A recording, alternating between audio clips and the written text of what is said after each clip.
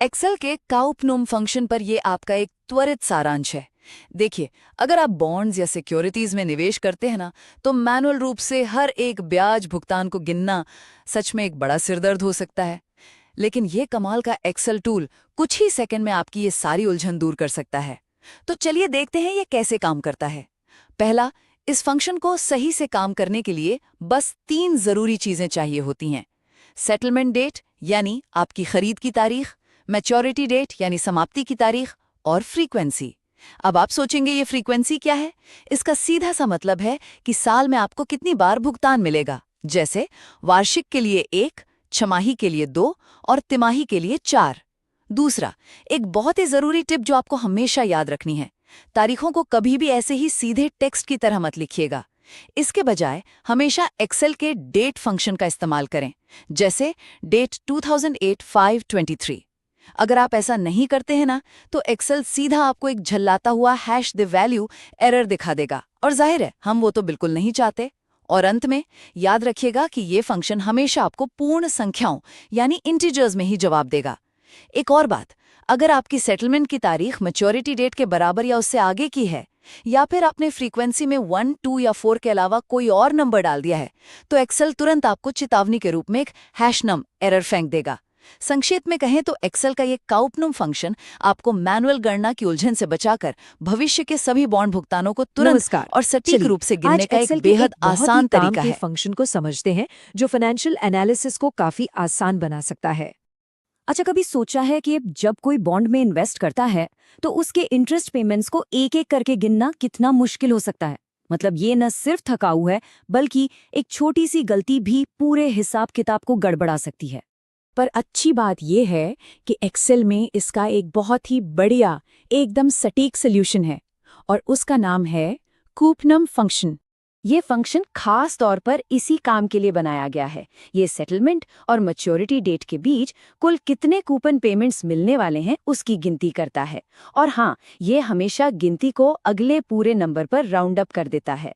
तो सवाल ये है कि ये काम कैसे करता है। आइए इस फॉर्मूला को इसके 4 मेन पार्ट्स में तोड़कर समझते हैं।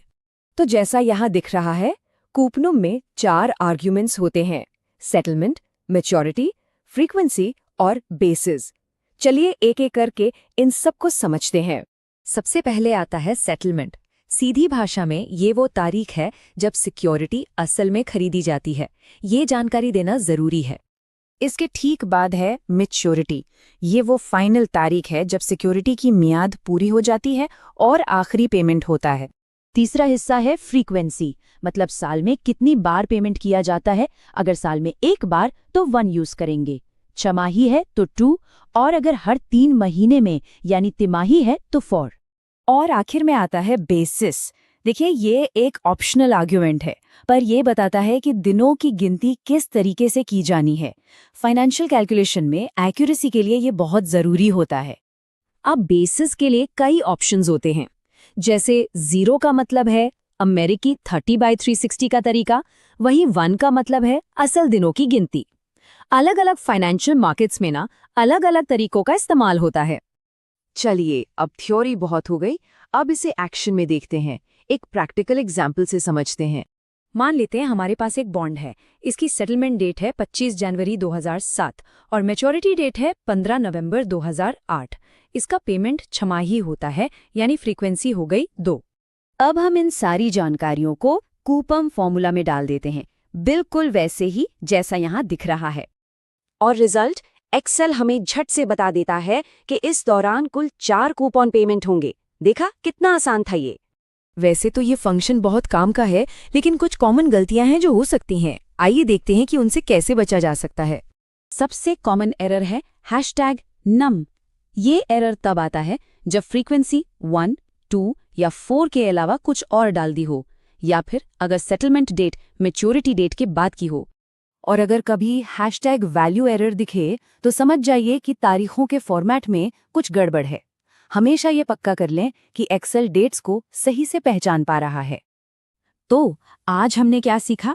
चलिए मेन पॉइंट्स को फटाफट से रिवाइज कर लेते हैं।